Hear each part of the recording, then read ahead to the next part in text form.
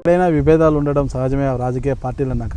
ప్రస్తుతం మీ పార్టీలో అంటే రాజంపేట ఎంపీ గారైన మిథున్ రెడ్డితో మీకు ఎలాంటి సంబంధాలు ఉన్నాయి?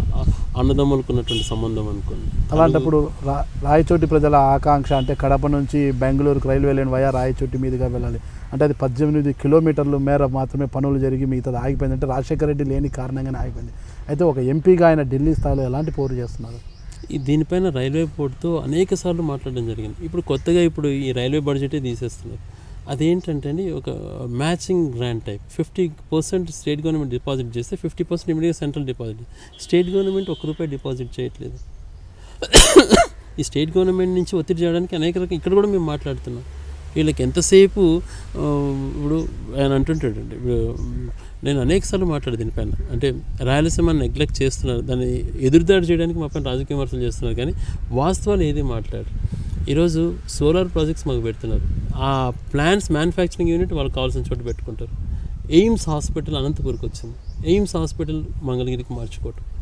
కనీసం ఒక స్కూల్ ఎక్కడన్నా పెట్టుకోవడానికి ప్లేస్ ఇవ్వనంటే మీరు వేరే చోట అయితే అమరావతిలోనే ఇస్తాం అనే పరిస్థితి తీసుకొస్తున్నారు. గతంలో హైదరాబాద్లో ఎటువంటి తప్పిదమే చేసి పెద్ద శిక్ష అనుభవించాం. అప్పుడు ఎక్కువగా నష్టపోయింది రాయలసీమ, ఇప్పుడు ఎక్కువగా నష్టపోతుంటుంది కూడా రాయలసీమ.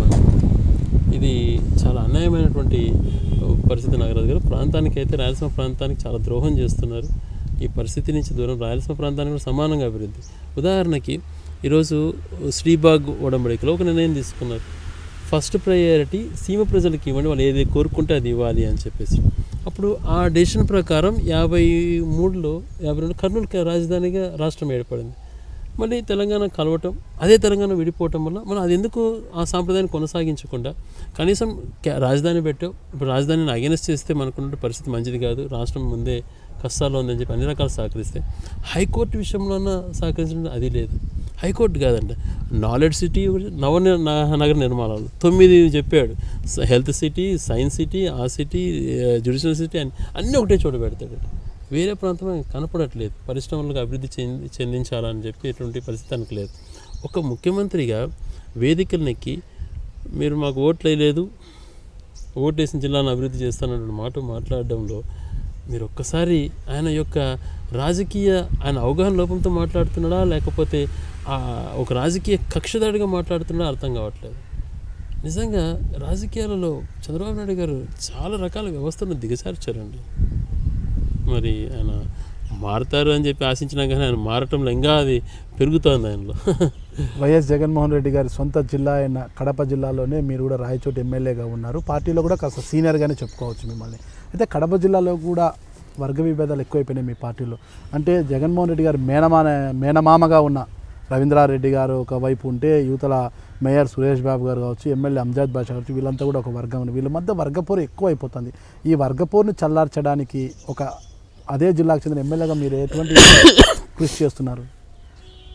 అంటే నాకు తెలిసి బయట ఉన్నటువంటి టాక్, వాళ్ళు ముగ్గురు కలిసి చాలా అన్యాయంగా ఉంటారు. బయట ఇట్లా నేను కూడా 2-3 చోట్ల విన్నాను, కానీ వాళ్ళ ముగ్గురిని నేను అనేకసార్లు కలుస్తుంటాను. ఇంటర్నల్గా వాళ్ళ ముగ్గురే ఉన్నప్పుడు చాలా బాగుంటారు. వాళ్ళు ఎటువంటి ఈగోస్. ఇప్పుడు రవీంద్రనాథ్ రెడ్డి గారు కడప నియోజకవర్గం గురించి అసలు తన దగ్గర తన సలహాలు అవసరం ఉన్నప్పుడు మాత్రమే తను ఎంటర్. మిగిలిన టైంలో ఆయన కమలాపురం ఎమ్మెల్యేగా. మేయర్ గారు అంజద్ బాషా గారు చాలా అన్యాయంగా ఉంటున్నారు. వాళ్ళిద్దరు కలిసి ప్రతి వార్డు తిరగడం కానీ, గడప గడప తిరగడంలో కానీ అన్ని దాంట్లో వాళ్ళు కలిసే చేస్తున్నారు.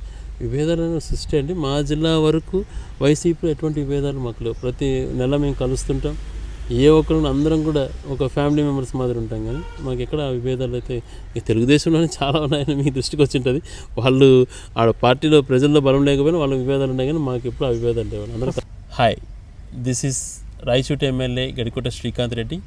Please watch my exclusive interview with Nagaraju garu on I Dream Media. Thank you.